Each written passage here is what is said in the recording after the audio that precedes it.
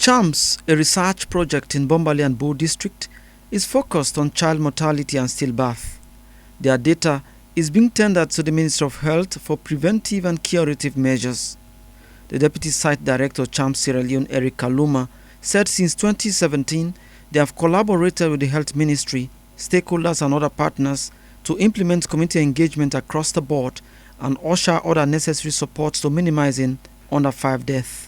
So if I can give the numbers that we register, because we have a small catchment population that we target, from Bombali, Shebora and Shiari, we have been able to register 230 cases in the last 12 months of child deaths that we have enrolled in CHAMPS and been able to collect samples and been able to start giving back feedback to the families on the definitive causes of death.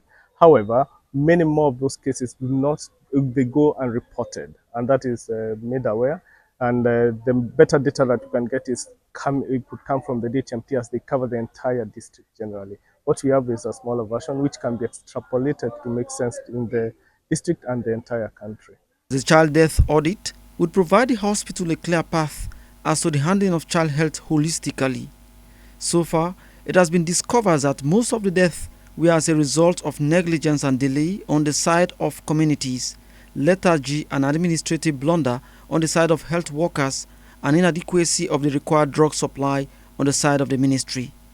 Dr. Joseph Silvanos Bangura, District Medical Officer, Bombali. I always say the death of a child is not a spontaneous event. It's a sequelae of event that's emanated from the household and then, ultimately culminating in the child death in the health center.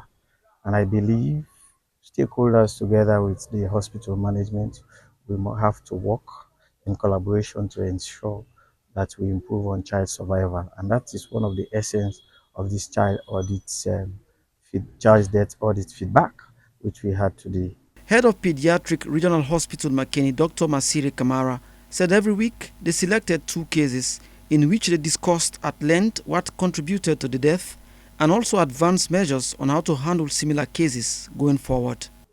Some of the major challenges has to do with availability of supplies, equipment that we need to make our work lighter. And those challenges are beyond us, because most of us working, we can't be taking our monies out of the pocket to pay for the drugs and other things that we need to make our patients well. But we need people to come in and do that. So we usually go to the ministry, the administration of the hospital. They have their own challenges. And some of those challenges, they will come in and help just for a few minutes, and later they start appearing again. So if you happen to have another case with similar presentation, they will all suffer the same.